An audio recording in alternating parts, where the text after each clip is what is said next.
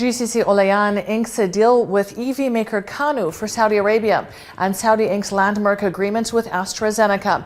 You're watching the Daily Brief with Forbes. I'm Ramia Faraj.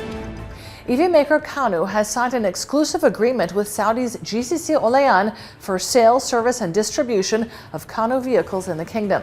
Additionally, Canoo and GCC Olayan will work to develop a JV to launch a digital vehicle ecosystem for service, maintenance, repair, local assembly and eventually manufacturing. GCC Olayan has been a distributor of premier brands in Saudi for more than 75 years. AstraZeneca and Saudi's Ministry of National Guard Health Affairs have signed two landmark agreements with King Abdullah International Medical Research Center. The first agreement focuses on research and development, including cutting-edge technology for drug discovery. The second focuses on innovation, which will bring the Saudi Research Center into AstraZeneca's interconnected global network of over 20 health innovation hubs. Through this network, Saudi will be exhibited as an innovation hub to attract global startups to establish activity in the kingdom. British pharmaceutical giant GSK announced soaring annual profits thanks to the demerger of its consumer healthcare unit Olayan.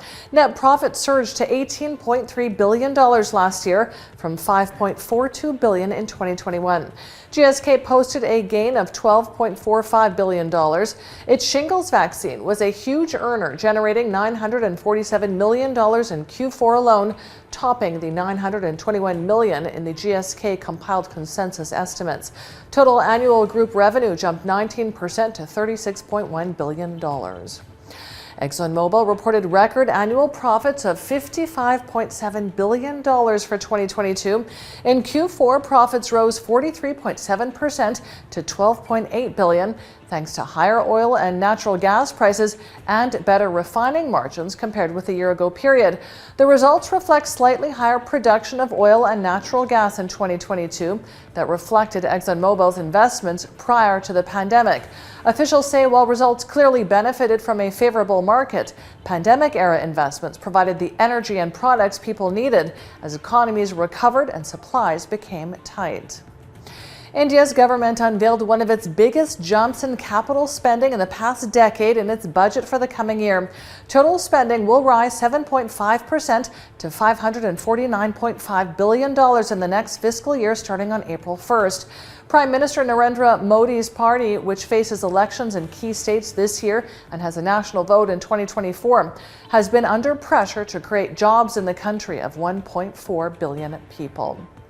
Investors dumped shares in Indian tycoon Gautam Adani's business empire for a fifth day today after allegations of massive accounting fraud from the short seller Hindenburg Group. Adani Company's shares have lost about a third of their value, that's $76 billion. Leading the decline today was Adani Total Gas, in which French giant Total Energies owns a 37.4% stake. Trading was suspended again after another 10% drop. And that brings us to today's Forbes Real-Time Billionaires ranking, where Adani's personal fortune has dived by more than $40 billion in around a week. And today alone, he's lost $13.1 billion and now has net wealth of $75.1 billion. Our second biggest loser today is L'Oreal's Francois Bettencourt-Meyers, down $1.7 billion with net wealth of $81 billion. And our third place loser is Mexican telecom tycoon Carlos Slim Helú, down $849 million with net wealth of $91.7 billion. Check out our website and our social media for all of the latest Billionaires news. Faced with increased disruptions, baggage mountains, and staff shortages, airports and airlines are ramping up their investment in technology. CETA's latest air transport IT report reveals they're digitalizing their operations and speeding up the passenger journey by offering more self-service options.